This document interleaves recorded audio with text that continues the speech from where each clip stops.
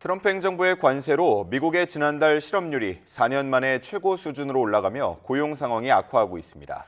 노동 시장이 흔들리자 미국 경제 핵심인 소비도 타격을 받아 10월 소매 판매 증가율은 5개월 새 최저를 기록했습니다. 뉴욕 연결해 자세한 소식 알아보도록 하겠습니다. 이승윤 특파원, 역대 미국 관세 정책 사례를 보면 물가 인상보다 고용 악화가 더 심각했는데요. 요즘 관세로 실업률이 고공행진을 하고 있다고요? 네, 그렇습니다. 미국의 11월 실업률은 4.6%로 4년 만에 최고로 치솟았습니다.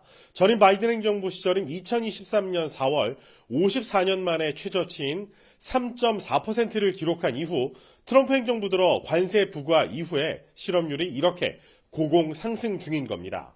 다만 역대 실업률을 고려할 때 여전히 낮은 수준이긴 합니다. 하지만 트럼프 대통령의 관세 정책 이후에 미국 고용이 얼어붙은 만큼 심상치 않은 조짐이 일고 있는 것은 사실입니다. 이는 관세뿐만 아니라 10월, 11월에 걸쳐 역대 최장인 43일 동안 이어진 미국 연방정부의 셧다운, 일시 업무 정지의 영향도 있었던 것으로 풀이됩니다. 지난 10월 미국 비농업 일자리는 15만 명 이상의 연방정부 공무원 퇴직이 반영돼 전월 대비 10만 5천 건 감소했습니다. 이런 와중에 미국 경제의 핵심이라 할 수 있는 소비마저 여름 시즌의 호조 이후에 관세 정책으로 인한 물가 상승과 경제 불확실성 우려 속에 정체 현상을 보였습니다. 전체 소비 가운데 상품 판매 실적을 주로 집계하는 소매 판매는 10월에 1,080조 원으로 전월 대비 증감에 변동이 없었습니다. 즉 0% 증가율을 보인 건데요. 9월 조정된 증가치 0.1%보다는 낮고 최근 5년 새 하여튼 최저 수준을 기록하게 된 것입니다. AP통신은 많은 미국 가정이 관세 여파로 식료품과 임대료 등의 물가가 올라서 어려움을 겪으면서 지출을 줄인 상황으로 이해된다고 설명했습니다. 이런 고용과 소비 지표의 약화 속에 뉴욕 증시 3대 지수는 오늘 일제히 하락하고 있습니다. 경제 전문가의 얘기 직접 들어보시죠. With regard to the jobs data, inflation, the stock market is still pricing in a fair amount of uncertainty in terms of some questions are still unanswered, and it's waiting for those answers to find full footing.